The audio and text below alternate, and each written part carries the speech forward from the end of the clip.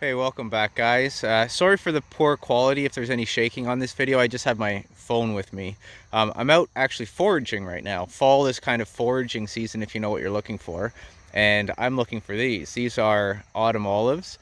You might notice some highway sounds in the background once in a while, but it's just because these tend to pop up around highways. Municipalities kind of plant these sometimes for soil stabilization when there's disturbance, so that's why they'll sometimes show up here. They are known as a native, or an invasive plant, so just be careful planting these, but I figure if they're out in the wild I might as well harvest them, and right now it's autumn olive season. So these are a very high fiber berry, quite nutritious. A lot of people don't know about them. You can kind of tell, this is the leaf structure. They'll look like a silvery gray. This is the shape. They'll have these little berries on them, and a characteristic of them is thorns. Let me see if I can find some. This thorn right here. So these are a lot like, kind of like sea buckthorn thorns, just smaller. It makes working with the plant a little difficult, but really not that much when you're used to it. These are the berries here. They have this little smoky kind of dusty look on them. Really nice thing about them is that insects don't really want a whole lot to do with them, so there's not like there's a bunch of insects inside them, although there's one crawling around on one there. But it's not like you're gonna have a bunch of larvae inside of them, so that's kind of nice. And taste wise, they have this really nice kind of creamy fiber taste, but they're very sweet as well, so they're actually a really nice taste. They do well in jams, dehydrated, and even just raw forage, they're quite good. Now the plant itself grows as a bush about 8 feet tall, and roughly as wide as it is tall. They spread rhizomally, so they'll send runners out and pop up. They're a nitrogen fixer, so they're a very good crop for a chop and drops addition to your food forest. In fact, this is the location where I've dug some runners up and planted them in my food forest, because also the berries are very good. So if you can taste the berries and see what they taste like, if you like them, then consider adding them to your food forest in an area where you can manage them. Because like I said, they are on invasive lists, so just follow my typical rules for invasive lists. Now for harvesting, there's a really easy way to harvest. When they're ready, they're this nice dark red color, and they're pretty hard, so you don't have to worry about squishing them in your hands.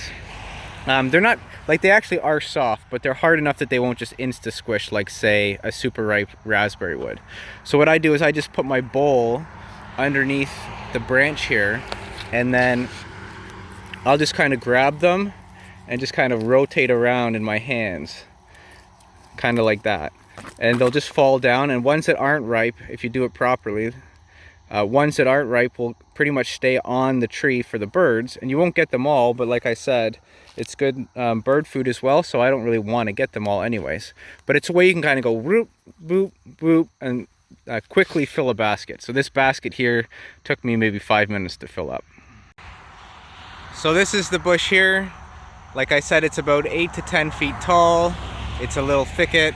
There's a bunch of them around, just under in a wild space next to a highway pretty much. There's some wild asparagus out here as well.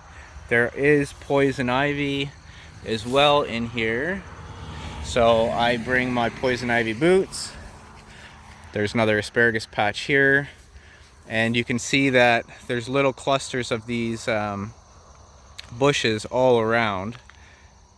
So it's really good to know what kind of food is out there just growing wild, because a wild forage food like this is a nice treat to have, to come out and in 5 minutes get something like that.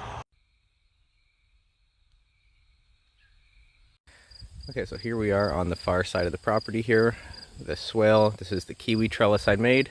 You can actually see some kiwi starting to creep up the trellis there. And this is a spot that I thought would be a good place for a nitrogen fixer, plus an established bush, so the kiwi can kind of climb up it and grow, and then if I need to, I can cut it and feed it via the nitrogen nodule association to the kiwis. So this is a nice controlled area, so I transplanted a autumn olive here.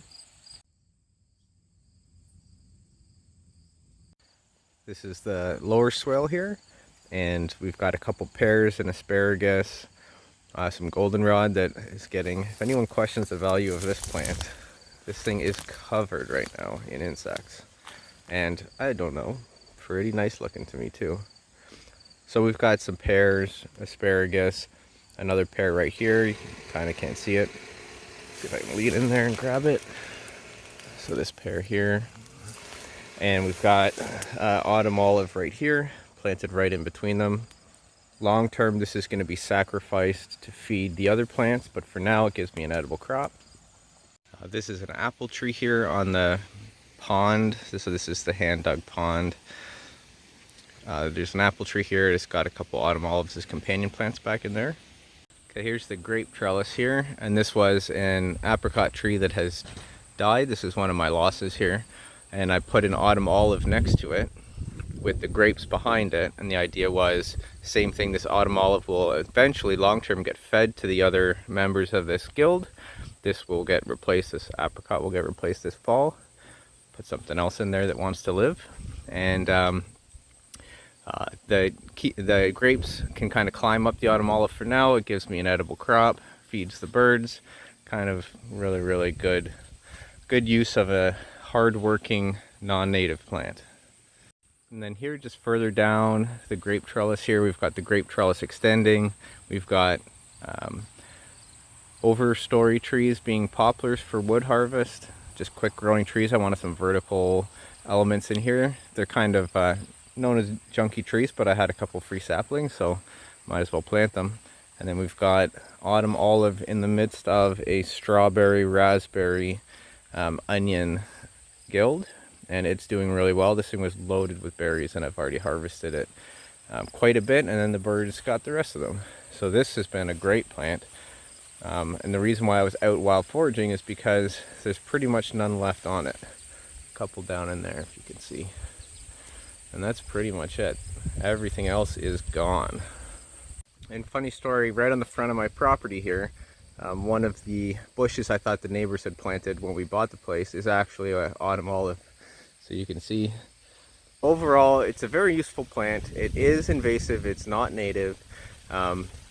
However, you know, I don't really see a problem with if a plant exists somewhere to first off harvest the berries and consume them. That probably reduces the amount of berries that birds will consume, and that'll limit the spread of them as well. And then also to, say, transplant a bush from one area to another.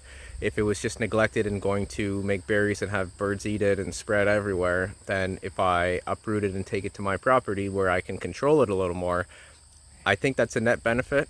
You know, case A to case B, I think it's absolutely, inarguably better to be on my property where I manage it than out in the wild where it's spreading uncontrollably. So just understand that it is invasive. Don't just plant it somewhere at the back of a field or something like that and walk away from it. Understand that no matter where you put it, birds will eat it. So try to not, you know, spread it, but if you can transplant it, to me, it's a little bit different. It's a very useful plant, a hardworking, non-native plant, and thanks for watching. Speaking of hardworking plant, look at these peaches. They are just massive. If you see my pruning videos from the winter, you'll kind of see about where, you know, we pruned it. It put on another 4 feet. That one branch, maybe 6 feet. It is just gigantic. So they're doing well.